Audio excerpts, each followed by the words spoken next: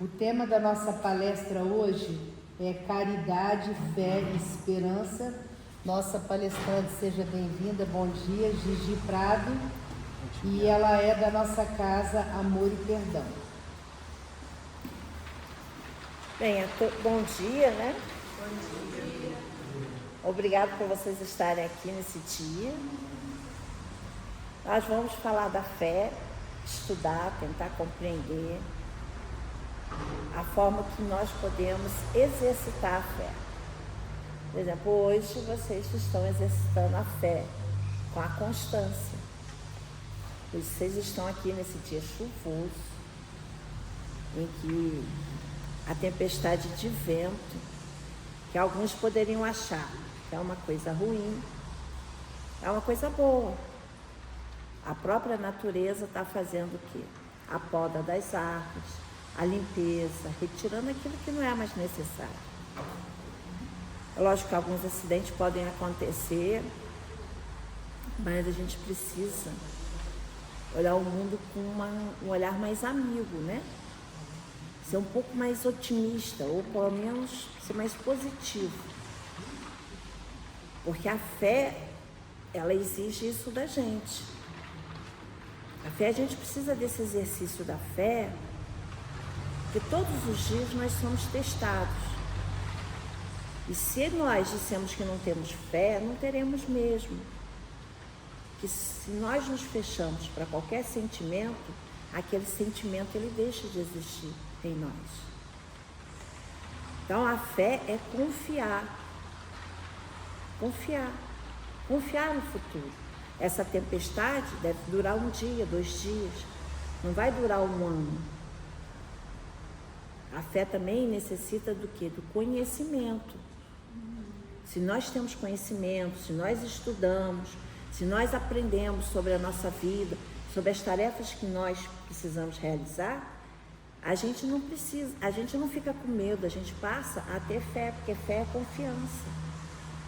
Eu confio que amanhã pode nascer um sol bonito. Isso é o quê? Conhecimento. Conhecimento de quê? Que não terá uma tempestade por 30 dias. Ela é passageira. Então, muitas vezes a gente perde a fé, ou enfraquece a nossa fé, ou diminui a nossa fé, porque estamos com um problema grande para resolver. Ou porque olhamos para o passado e vemos tantos erros que cometemos e nos perguntamos se seremos realmente perdoados. Ou quanto custará esses erros que nós fizemos contra as leis divinas, quanto custará essa reparação? Então nós precisamos o quê? Entender a misericórdia divina também, a providência divina. Tudo ao seu tempo, tudo no seu ciclo. Nós precisamos entender que o verão não dura o ano inteiro. Ainda bem, que nem todo mundo gosta de tanto calor. Então a gente precisa saber que a vida tem fases, tem ciclos. Então com esse entendimento a nossa fé consegue ficar forte. Porque Santo Agostinho falou isso. Santo Agostinho explica sobre a fé. É ele que nos traz, que o conhecimento nos traz a fé. Ela reforça a fé. Se aprendemos, conhecemos, estudamos, a gente vai saber que nem tudo dura para sempre. E confiar é entregar nas mãos de Deus. Isso é tão difícil.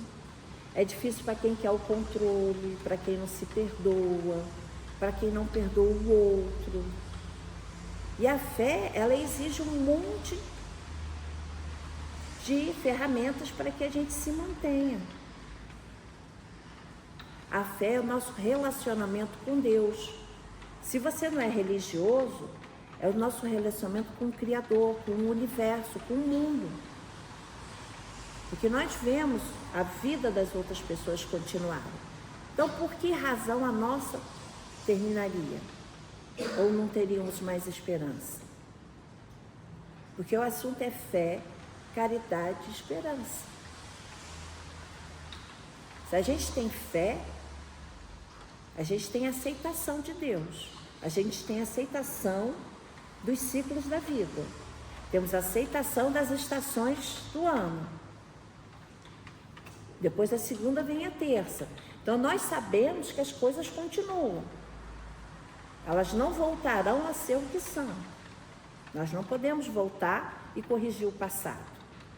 Mas nós podemos seguir em frente e fazer diferente. Isso, a fé tem muito do comprometimento que nós temos conosco mesmo. Porque lá na Bíblia, no Evangelho segundo o Espiritismo, em muitas leituras está lá: ajuda-te, que será ajudado. E nós nos ajudamos. A pessoa deprimida, ela deita na cama, ela só reclama. Como é que ela vai se ajudar? Aí você começa a ver o seu padrão. Você se aborrece com alguém, se chateia, não gostou do que aconteceu, não saiu do jeito que você queria. Você se aborrece, o que acontece? Você fica gripado, você fica doente, você sente uma dor. Por quê? Porque você não se conforma que as coisas não aconteceram do seu jeito, mas aconteceu do jeito que podia ser, aconteceu do jeito que Deus quis, aconteceu do jeito que as consequências virão, porque a lei de causa e efeito está aí. Você não cuidou da saúde, você fica doente. Nós não precisamos nem falar do mundo espiritual, do mundo invisível dos espíritos que vêm nos dizer. Nós precisamos o quê? Começar a conhecer a nós mesmos para entender qual é o nosso processo. E com isso, você vai saber se a sua fé é muito forte ou menos forte. Então eu tenho essa fraqueza, então eu vou melhorar a minha fé. Esse é o exercício que nós precisamos fazer. A fé, ela existe dentro de nós. Mas nós buscamos. Quem busca a sua fé? Se a gente fica doente, a gente só vê o quê? Problema. A gente não vê que aquela doença pode ser curada. Ah, mas isso vai me trazer inabilidade para a minha profissão. Será? As profissões mudam tanto o seu jeito. Então, buscar soluções é ser otimista. Não é o otimismo que ri de tudo. É o otimismo realista. Saber que você tem outras soluções na vida. Se a gente cruza os braços, nada acontece. Nem para a gente, nem para quem está do nosso lado. A fé é ação. Se você não age, não faz, a fé não cresce. E a fé tem um processo de magnetismo muito grande, porque a partir do momento que você confia, as suas células correspondem. O seu corpo todo corresponde. Seu metabolismo responde. Aí você vai cuidar de alguém doente, o que acontece? Você passa a o quê? A ter menos energia. Por que você tem menos energia? Porque a pessoa doente está se entregando, na maioria das vezes. E a pessoa que está do lado, quase que fica doente junto. É justo? Não é justo. Mas é o que acontece. Aí a pessoa tem que ter fé por ela e pelo doente. E o doente faz o quê? Está sempre acabrunhado, está sempre mal-humorado. Por quê? Porque sente dor, tem inflamação. É natural a gente sentir dor. Então a gente pensa e diz: eu estou mal-humorado porque eu estou com dor. Fico tenso, fico tensa, estou com dor. E aí você procura uma medicação, procura um jeito de conseguir diminuir essa dor. Mas você sabe que essa dor vai passar. Porque nós somos eternos. Esse corpo fica e a gente vai. Mas quem continua existindo somos nós, com corpo ou sem corpo. Então, muitas vezes, aquilo que a gente acha que é muito ruim, pode ser bom. Você passa por uma dificuldade, para quê? Para você aprender a lidar com aquela situação. Você vai buscar dentro de você as ferramentas para vencer aquela situação, vai achar soluções e no final você vai ficar contente consigo mesmo. Porque fé tem a ver com alegria. Ninguém mal-humorado tem fé. A fé dele é enfraquecida. Tudo ele vê defeito. Vai para o almoço, é convidado para o almoço. Olha só que alegria, né? Você é convidado para almoçar. Aí você vai almoçar, chega lá, você reclama de tudo. Você está com a família toda reunida. Você está com os seus netos, está com o seu marido, está com as suas noras. Aí você devia o quê? Agradecer, que a gratidão também tem a ver com a fé. Você agradece. Puxa vida, hoje eu estou aqui no restaurante almoçando com toda a minha família. Só tem um que está fora, que está trabalhando. Os restantes estão todos reunidos. Não percebe a bênção que é isso. Porque só quem tem problemas na família vai perceber qual é a bênção de estar com a família reunida para um almoço. E ninguém brigando. Aí o mal-humorado, aquele que tem pouca fé, fé em si, ele tem pouca fé nos outros, ele tem pouca fé na humanidade. Mas ele vai dizer para você que ele acredita em Deus. Acreditar em Deus não é confiar em Deus. Acreditar que as coisas existem não é confiar. Confiar é a sua ligação com Deus. É a sua conversa íntima com Deus.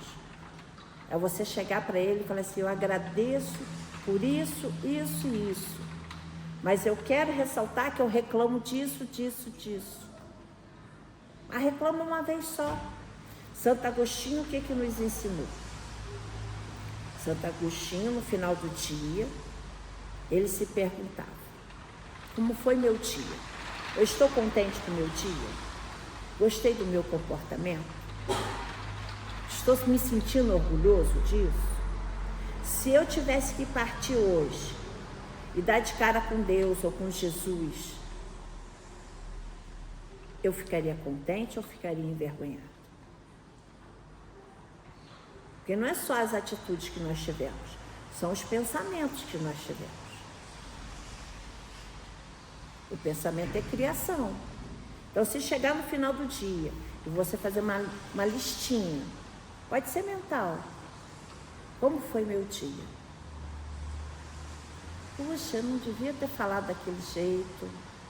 Eu fui preguiçosa, não terminei de fazer aquilo. Vai sobrar tarefa para fazer amanhã. Eu não me senti bem, agora eu vejo que eu não devia ter falado aquela frase para a pessoa. São essas coisinhas que a gente precisa começar a nos monitorar. Porque o pensamento, a mente, ela é uma fábrica de pensamentos. Nós temos pensamentos o tempo todo. Mas nós não podemos ter controle sobre o que pensamos. É foco, é fé. Se a gente se deixar levar, a gente passa o dia inteiro no celular, batendo papo, jogando conversa fora, fazendo nada. Isso não é uma coisa só dos jovens, não. Somos de todos nós. É a pessoa que precisa estar com a televisão ligada para fazer um trabalho. Qual é o minuto que você conversa com Deus? Se tem tanto barulho. No trabalho tem um monte de gente, você tem que estar focado. Em casa a televisão está ligada, o rádio está ligado. E você, se pegar o zap, fica meia hora. Você vai conversar com Deus quando? No banho. Algumas pessoas conversam com Deus no banho. Você precisa retirar um tempo do seu dia para conversar consigo mesmo. Porque nós fugimos de nós. Fugimos dos nossos sentimentos. Então, quando Santo Agostinho dá esse conselho, e ele fez isso e deu certo para ele, deu certo para ele. Ele escreveu 100 livros, ele trabalhava, ele verificava o que não estava bom e o que ele queria mudar. Isso se chama o quê? Reforma íntima. As pessoas falam muito em reforma, né? Reforma, quando eu lembro, é uma coisa meio aborrecida, né? Você vai fazer uma reforma em casa, tem pedreiro, eletricista, as coisas não saem do jeito que você quer, né? A tinta não veio do jeito que você quer, tem sempre atraso. Reforma íntima. Aí a gente pensa o quê? Vai dar trabalho? Dá. Mas precisa o quê? Constância. Fé precisa de constância. Constância de quê? Modificar aquilo que não te agrada. A sua fé cresce, seu relacionamento com Deus aumenta, você fica mais confiante em si mesmo, porque você fica mais contente. Você aprende ferramentas que você antes achava que não tinha. Você passa a utilizá-las. É igual a caridade. Algumas pessoas gostam muito de falar, eu faço a caridade. Você faz a caridade com quem? Eu acho essa frase muito estranha. Eu faço a caridade. O que é caridade?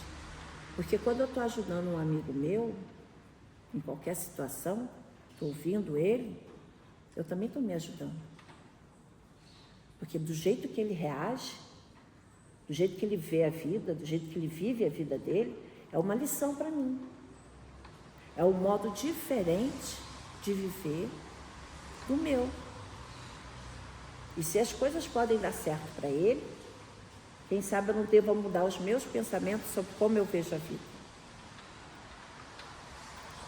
Isso também é caridade, mas a caridade é mútua. A caridade é você ajudar o próximo. O que é ajudar o próximo? Você ajuda na sua família? Se você está sempre mal-humorado, se você tem mania de limpeza, se você implica com quem mora com você, isso é caridade. Não é nem caridade nem gratidão. Nós estamos vivos. Nós temos 2 braços, 2 pernas. A maioria daqui tem. Nós temos visão, a gente pode enxergar, a gente tem gosto, a gente tem paladar, a gente pode comer uma comida, pode comer um ovo. Um ovo frito, gente, pode ser muito bom. Agora, se a pessoa não tem paladar, nem isso ela pode falar. Mas ela tem a visão, ela pode ver, olhar para a natureza. Nada acontece de um dia para o outro. Então, a reforma íntima, ela não vai acontecer de um dia para o outro. É o exercício de todos os dias. Então, fazer ao próximo é como se estivesse fazendo a nós mesmos. Nós não somos diferentes, nesse sentido de necessidade, de carência, de nenhum dos outros. Nós somos diferentes da forma que a gente vê a vida, de como a gente cria as nossas crenças. A gente constrói as nossas crenças. E essas crenças foram construídas em outras vidas. Aí você precisa saber, essa crença me faz bem a quem está do meu lado, ou está me prejudicando? Porque essas crenças, elas já estão dentro da gente.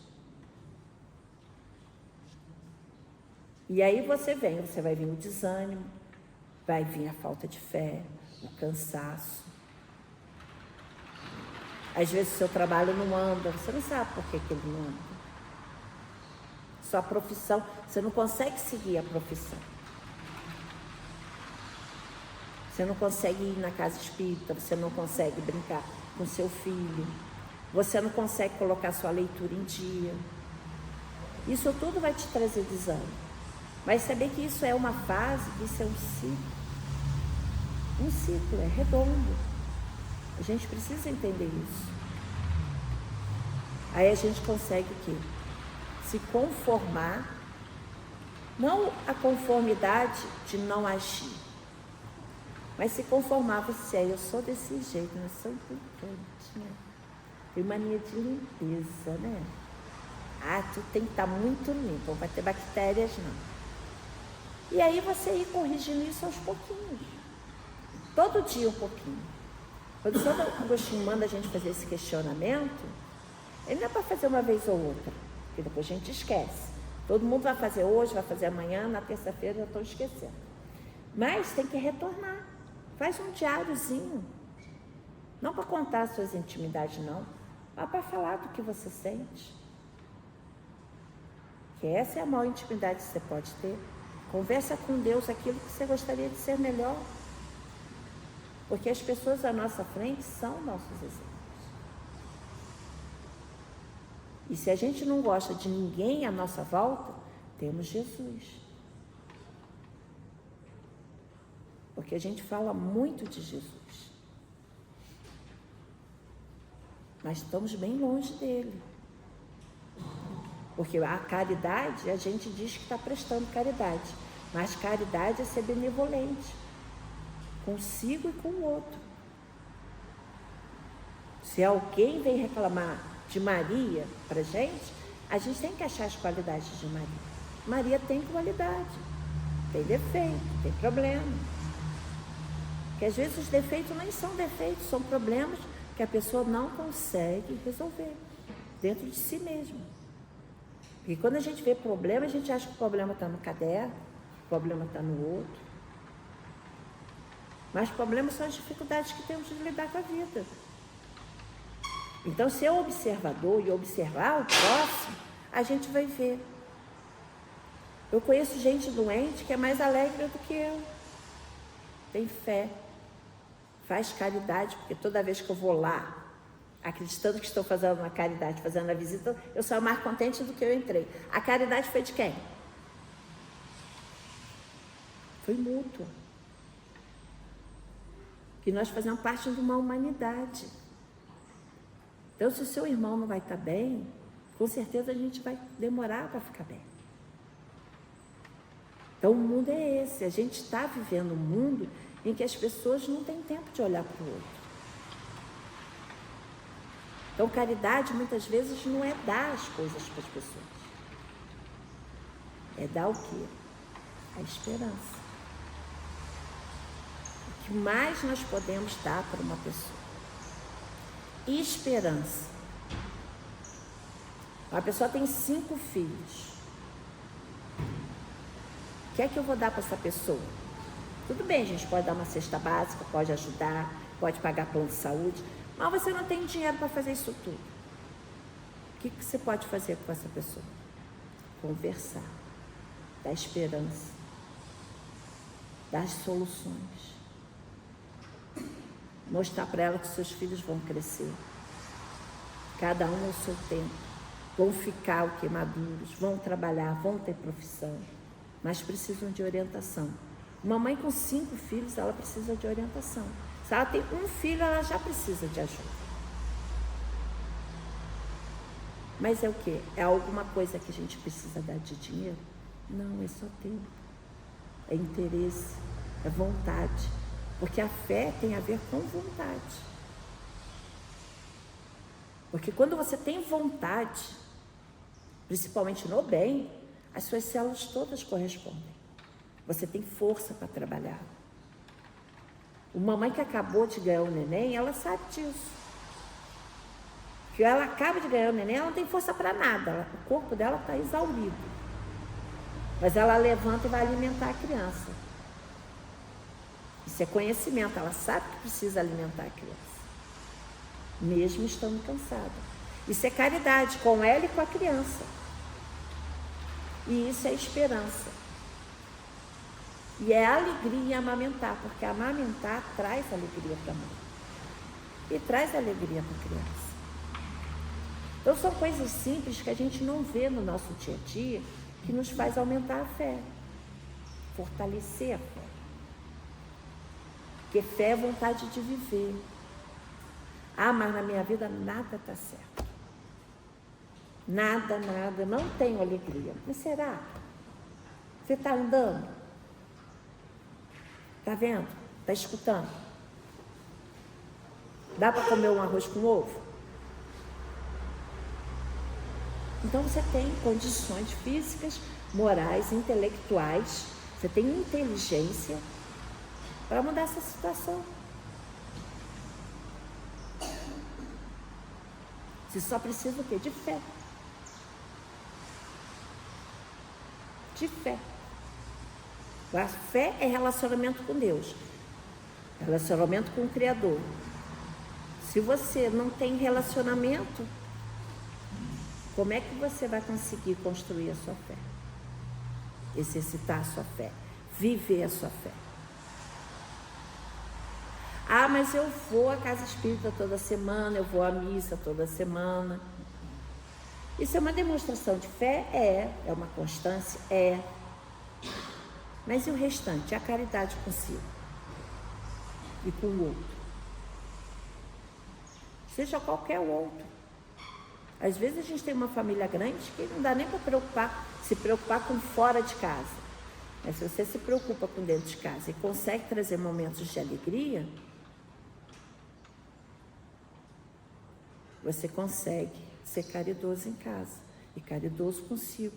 Você aceita as suas limitações, conhece elas, percebe, tem percepções e você consegue mudar isso.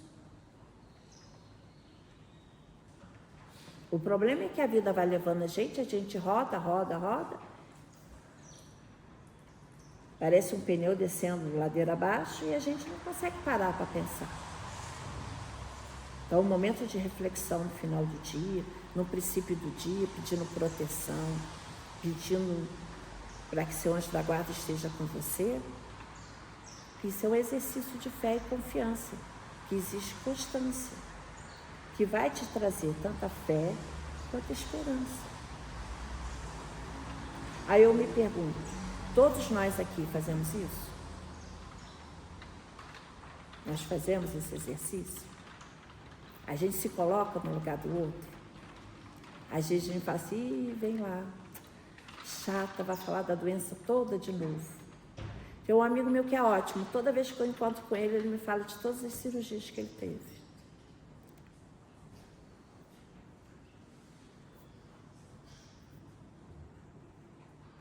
Vai fazer o quê? E nem velho é, né? Porque dizem que os velhos falam mais de doenças, né? Ontem, esses dias, eu conheci uma senhora de 91 anos, estava toda animada.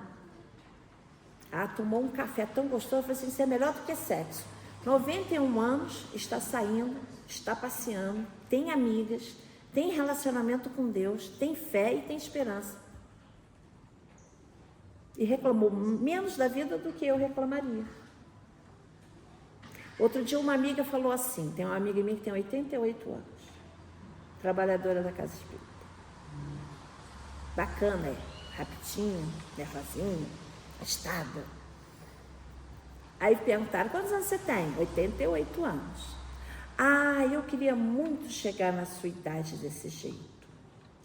E aí eu pensei, a minha falta de caridade, né? Eu pensei, mas não falei, já estou melhorando. Ah, você podia ser assim agora, né? A pessoa tem 30 anos a menos. Você vai deixar para quando ficar velho? Aquilo que ela tem foi um exercício que ela fez de fé, de trabalho, de disciplina, de conversa com o seu próprio corpo, com o seu próprio ritmo. Ou vocês acham que ela teve uma vida fácil? O que você foi na vida? Eu fui professora. Me aposentei com 30 anos de alfabetização. Aí ela falou assim, alfabetizei um monte de gente, né? Eu fiz o bem, né? Ah, tá satisfeita com ela. Ela consegue olhar para trás e olhar os problemas que ela teve. É porque aqui ninguém é professor, né? Mas eu imagino o que é. Eu imagino o que é ser professora da alfabetização. Aquelas crianças ali, eu tinha uma amiga minha que ela era professora. Aí ela falava assim, aquelas crianças me perturbam muito. Aí eu falei assim, por que você não olha essas crianças diferentes? Ela disse, como assim? Olha como espírito velho, você não é espírita? Olha cada um como espírito, olha as qualidades dele, olha as tendências dele, estuda cada um deles. Aí você vai falar assim, lá vem o chatinho, tem que dar atenção.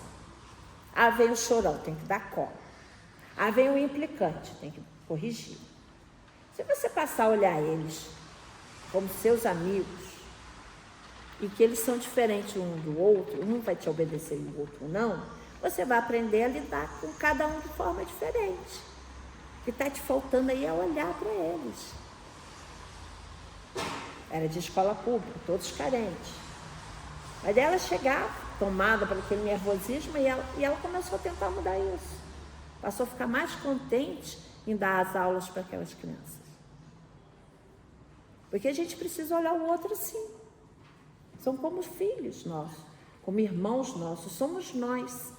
Nós precisamos ver nós mesmos nas outras pessoas. E aquilo que a gente acha muito intolerante, muito injusto, a gente se coloca no lugar da pessoa. que eu faria se eu tivesse 7 filhos? Vocês já se perguntaram? Ah, mas eu sou inteligente, eu não faria 7 filhos. Tá bom. Mas o que você faria no lugar dela? Como é que você agiria? Como é que você pensaria? Como seria o seu dia a dia? Se coloca no lugar do outro. Fulano é tão arrogante. Se coloca no lugar dele. Por que ele é arrogante? Por que ele parece arrogante? Porque o arrogante, por exemplo, ele não é arrogante com todo mundo. Com alguns ele é mais arrogante, com outros ele é menos arrogante. E deve ter momento no dia que ele não é arrogante com ninguém. Mas aí a gente rotula e pronto, acabou. Aquela pessoa é arrogante, não quer chegar perto. Mas olha para ele, veja porque ele é assim. Olhe, pense e veja se as atitudes dele que estão te incomodando também não fazem parte do seu íntimo. Porque muitas vezes a gente olha aquilo e é aquilo que nos incomoda porque a gente tem dentro da gente. A gente não gosta de ser criticado. A gente não gosta que aponte os dedos para a gente. Ninguém gosta. A gente pode até passar um tempinho mais rápido para assimilar a crítica, mas geralmente nós não gostamos das críticas. E a internet está aí, né? Você faz um comentário e vem crítica, né? A favor, contra. E aí você vai precisar aprender a lidar com isso. São outras habilidades. Receber críticas, por exemplo, faz com que a gente comece a se enxergar. Por que fulano pensa isso de mim? Por que ela achou que a minha atitude foi positiva ou negativa? Porque críticas boas a gente acaba gostando. Mas as críticas ruins nós não gostamos. Aí você vai para o psicólogo, você leva uns 3 meses até conseguir falar daquilo que realmente interessa. Você conta o seu dia na primeira sessão, você conta sobre a família na segunda sessão, você vai enrolando. Vocês já repararam como a gente enrola para falar da gente? A gente enrola. Mas está enrolando a quem? Deus sabe quem somos nós. Deus sabe de nossas fraquezas. Ele sabe daquilo que nos importa. Ele sabe dos nossos desejos. Ele sabe dos nossos incômodos conosco mesmo. Sabe das nossas preocupações. Então a gente engana quem? Engana nós mesmos. Nós criamos uma ilusão e esperamos que todos consigam enxergar a nossa ilusão sobre nós mesmos. A paciência no tempo de Deus também é fé. E as coisas não acontecem do jeito que a gente quer. Eu uso pensar muito no lavrador, a pessoa que lavra, né? A pessoa que é muito agitada, como é que ela vai esperar a plantinha crescer, a plantinha florir? Como é que a gente tem essa paciência? Aí você vê essa chuva, ventou tudo. Aí eu vou pensar que algumas lavouras estão meio prejudicadas. Hoje então pode ser um dia ruim com o lavrador. Agora a pessoa que escolhe vir como lavrador é para aprender a paciência e o tempo de Deus, o tempo das estações. Então pense nisso quando vocês reclamarem da vida. Quando a gente fala em agronegócio, a gente só pensa nas coisas grandes, né? Os caminhões passando com a mercadoria, as máquinas trabalhando. Mas a maioria dos lavradores não tem tantos recursos. E ele está lá lavrando, esperando, aguardando, confiando em Deus. Então, uma pessoa que passa por uma experiência como lavrador, ele vem para isso. A do professor deve ser para aprender a ouvir, aprender a ver, a conseguir entender aquelas crianças. Agora você pode olhar que aquelas crianças são o futuro nosso. Cada criança dessa é o futuro nosso. É o futuro médico, o futuro bombeiro hidráulico, o futuro lavrador. Ali é o futuro da humanidade, o futuro do país, o futuro da cidade. Então, muitas vezes as pessoas acham que a gente precisa ser religioso para acreditar em Deus. Se você olhar para o mundo à sua volta, você vai ver Deus em tudo. Deus está em tudo. E o tempo de Deus é diferente do nosso tempo. Nós somos apressados. Nós temos a certeza que sabemos de tudo. Nós gostamos tudo do nosso jeito, que o nosso jeito é o mais certo, é o mais completo, é o mais perfeito. Então a gente tem o trabalho, a gente tem a escola, porque nós temos a obrigação de conviver com o outro para aprender essas diferenças. É para isso que a gente está aqui. Tem gente que fala assim, a pessoa tem 7 filhos. Os filhos vieram para nos ensinar muita coisa. A parar arestas, eles não vão ser simpáticos o tempo todo. E aí uma mãe fala assim, não, agora entrou numa fase difícil. Na fase do porquê, depois tem a fase de contestar, de dizer que não quer. E a gente não ama aquele filho do mesmo jeito. Embora a gente já não tenha tanta paciência, porque a fé tem que andar com paciência. A gente precisa aprender a ser paciente. Então o que eu vejo é que tem gente que nasce já sabe. Tem criança que já nasce paciente. Meu filho que sempre diz, você conhece mamãe, né, papai? A gente tem que esperar. Então já nasceu sábio. Ele já veio com a paciência. Então ele vai ter que aprender outras coisas. E quem é paciente tem fé. Porque sabe que as coisas vão ser resolvidas.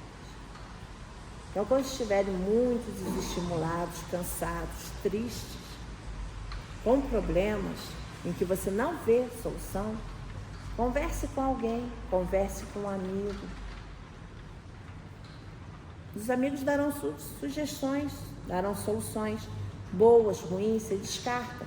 Mas só de você conversar sobre aquela questão, você mesmo, seu espírito, que já é muito vivido, porque a gente estamos aqui dentro de uma casa espírita, nós acreditamos que o espírito vive, nós somos muito velhos, nós temos soluções dentro da gente.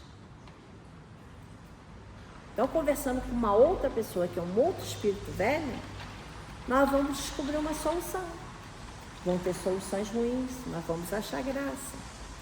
E com isso você quebra aquele processo que você está pensando uma coisa sem solução. Então, ser otimista, ser positivista, ter paciência, isso tudo nos traz a fé, que vai nos trazer a esperança de viver, e nós poderemos mudar o mundo ao nosso redor. Mas vou mudar todo o meu bairro? Não. Você vai conseguir mudar a vibração da sua casa, porque você conseguiu mudar a vibração do seu ser. Você conseguiu mudar o seu campo magnético. Com isso você vai ampliando. Seu campo magnético estava exprimido ou ruim, você ampliando, ele vai ter 1 metro, vai ter 2 metros, vai ter 3 metros de diâmetro. Então toda pessoa que chega perto de você muda a vibração dela. O mau humor também, a pessoa mal-humorada, ela também tem um campo energético ruim.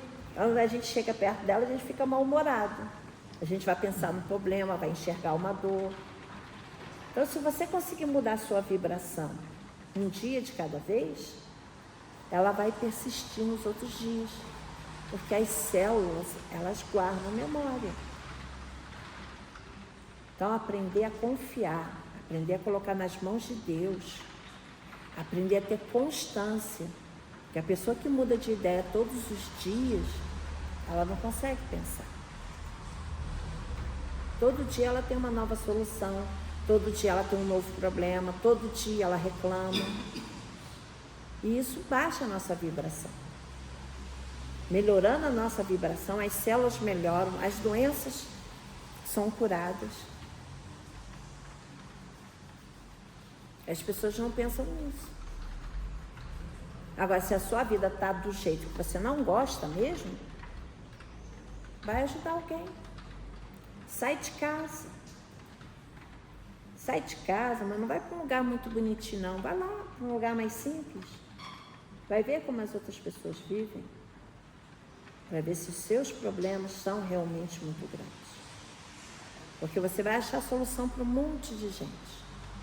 E você vai achar a sua.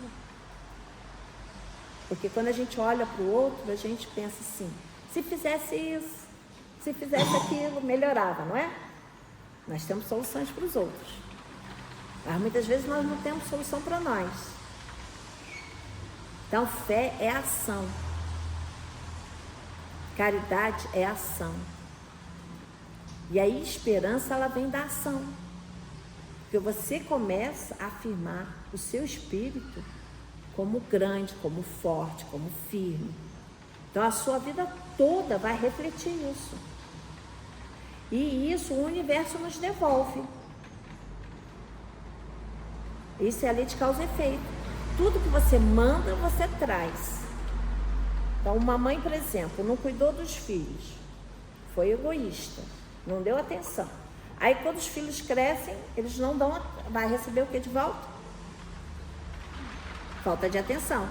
Então, quando eu encontro uma mãe assim, eu falo assim, lembre-se que você dando, semeando amor, você colhe amor. E amor abrange tudo isso que nós falamos.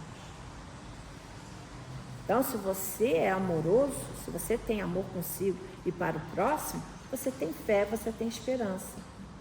Se você ainda não aprendeu o que é o amor, então tenha fé, tenha esperança, tenha constância, tenha boa vontade. Porque isso retornará para você. Ah, mas eu não vou ter isso porque eu não fui isso até hoje. Então começa de hoje para frente. De hoje para frente eu vou passar a semear, a colher, a exercitar isso. E eu vou mudar minha vibração para o futuro, porque nós temos um futuro imenso pela frente. Ah, mas eu já tenho 91 anos. Nós não morremos, né? Nós temos a vida eterna. O problema nosso é esse, a gente vive a vida material sem lembrar que somos seres espirituais. Então, quando o problema estiver muito ruim, tente sentar e fazer uma oração de 2, 3, 5 minutos. Para quê? Para que você consiga se conectar e você consiga voltar a si e saber, tudo passa. Tudo passa, tudo passa. Nós vamos agora ao passe, água fluidificada. Eu agradeço a atenção de todos vocês.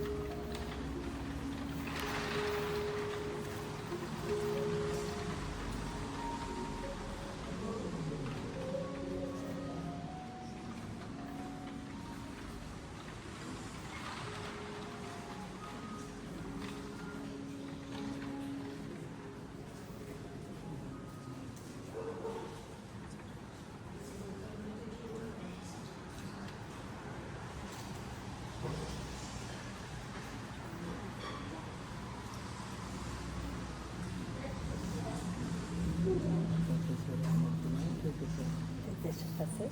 Sim.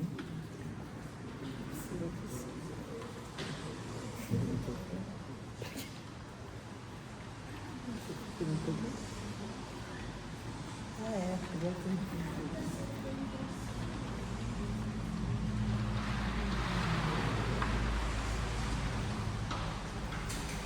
Vamos para a nossa oração final.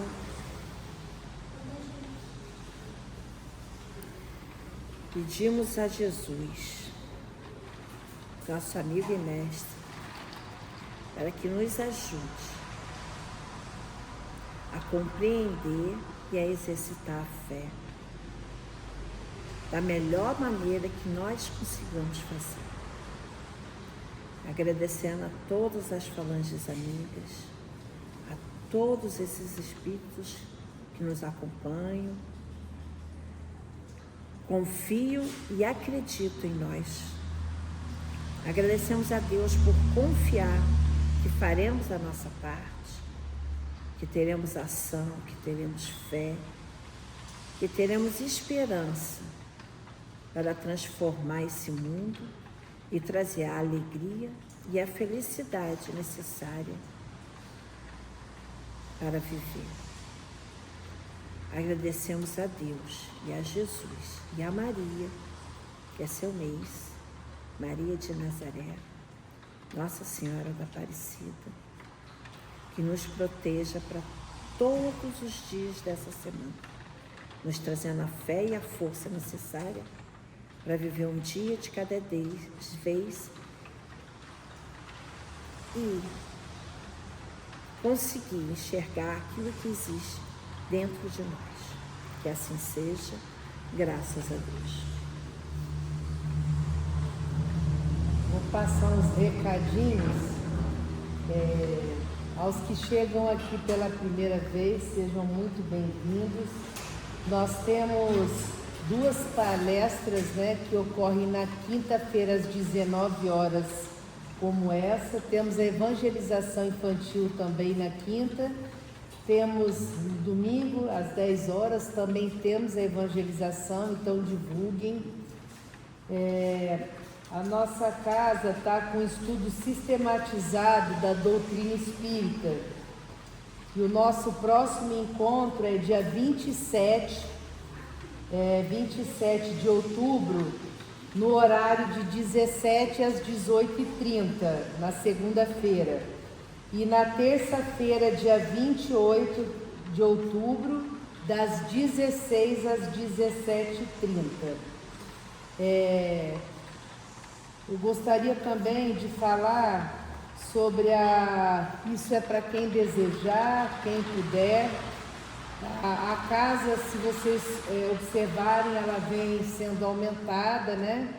Nós também temos os atendidos das cestas básicas, então podemos doar alimentos, quem puder, medicamentos que está lá sobrando no seu armário, que você não usa mais, vai acabar estragando, também pode nos doar.